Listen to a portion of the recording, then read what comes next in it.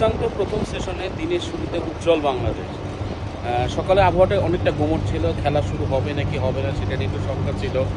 But দিন যত গড়িয়েছে সূর্যের আলো ততটা বেড়েছে, যতটা সূর্যের আলো বেড়েছে বাংলাদেশে বলারদের গতি ঠিক ততটাই বেড়েছে। গতকালকে স্কোরবোর্ডের 67 রান তুলে জিম্বাবুয়ের দুই ওপেনার সিলেটে বাংলাদেশকে একটা কড়া জবাব দিয়েছিল। বাংলাদেশ মাত্র 191 রানে অল আউট হয়ে গিয়েছিল। জবাবে অতিথিরা মাত্র 67 রান করেছিল কোনো উইকেট না হারিয়ে।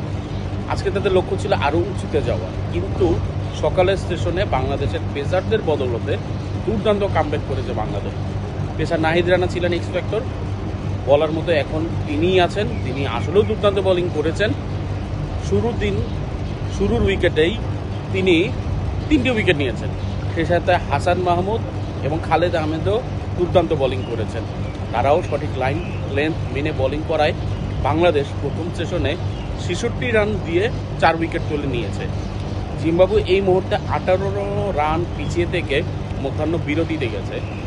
তারা বেশ চাপে আছে, কারণ বাংলাদেশের পেসাররা সিলেটের এই উইকেটে বেশ ভালো এবং গতিতে বল করে ম্যাচটা অনেকটাই নিজেদের নিয়ন্ত্রণে নিয়ে নিয়েছেন।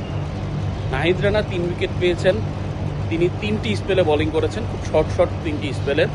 হাসান মাহমুদ আরেক প্রান্তে দুর্দান্ত লাইন 40 স্ট্যাম্প 50 স্ট্যাম্প বরাবর খুব ভালো লাইন মেনে চলেছেন। পরবর্তীতে তিনি উইকেটের স্বাদও পেয়েছেন।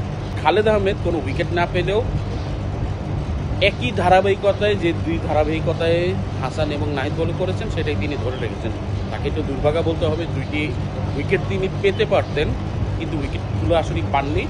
একটি বল আসলে খুব তাইজুলের সামনে পড়েছিল, আর একটি বল সাদমানের সামনে পড়েছিল, ওগুলো আসলে নাগালে ছিল না ফিল্ডারদের, এই কারণে তিনি উইকেট পাননি।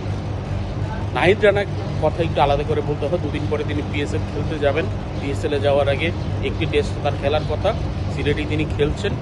বাংলাদেশের শুরুর দিকে যে আক্রমণটা আজকে প্রয়োজন ছিল তার হাত ধরেই এসেছে, যার কারণে বাংলাদেশ প্রথম সেশনটা নিজেদের করে নিয়েছে।